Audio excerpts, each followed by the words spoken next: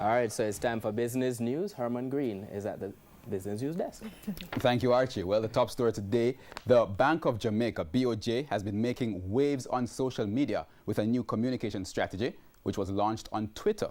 The strategy includes videos which explain the central bank's inflation targeting operations. But is it working? TVJ's Andrew Laidley has been looking into it. Low and stable inflation is the heartbeat of the economy. A simple message wrapped up in a short clip like this one. It's a part of the BOJ's drive to simplify its core function, which is inflation targeting. That is to tell consumers that it will ensure price increases from year to year will be low.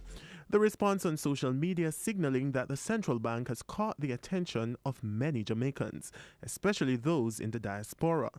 Economist Wendell Ivy shared his take on the new communication strategy. I think it's a very good move, in my opinion, for them to be coming out and putting out things so that the general public can actually see. So whatever they say that they're going to do, we as citizens can hold them accountable for it, because and we know we are in a social media era. They cannot go back and say that they didn't say that, because even if they delete that tweet or video, someone will have a screenshot, someone will have some screen video grab, so that's we can actually hold them accountable. The ads have also created a buzz on the international scene. From the country that brought you Cool Runnings, the Bank of Jamaica released the most fire central bank video in human history. Our bank is trying to target inflation and keep it, but not in the same way, man. Right, exactly. So they need to talk to Jamaica. Like, Jamaica is sending them a hand. I just think the video needs to be shown in econ classes around the world. This is something that everyone needs to see. That the central bank is able to put out such a message while the dollar is sliding shows it is having relative success in getting people to understand its new role.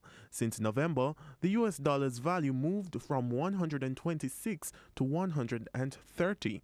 Before now, when the US dollar sold for more than 130, many people would have raised concerns.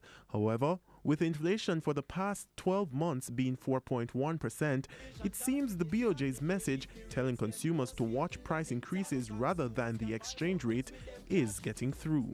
For the Business Day, I'm Andrew Laidley.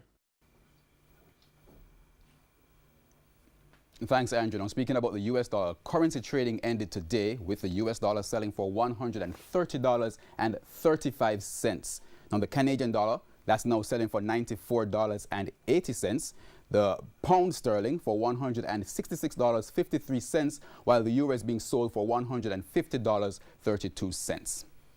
Now, oil prices traded lower today. Oil for delivery in February went down by 99 cents to settle at $50.78 a barrel. The JSE index lost 121 points today, while the junior market index, well, it's up by 13 points. Stocks posting gains include Proven Investments, Jetcon, Fosrich, Victoria Mutual, and Access Financial Services. Now, on the losing side, we had Barita Investments, or Consolidated Bakeries, Knutsford Express Services, T-Tech, Radio Jamaica, and Carib Cement. And that wraps up the Business Day. I'm Herman Green. Good evening.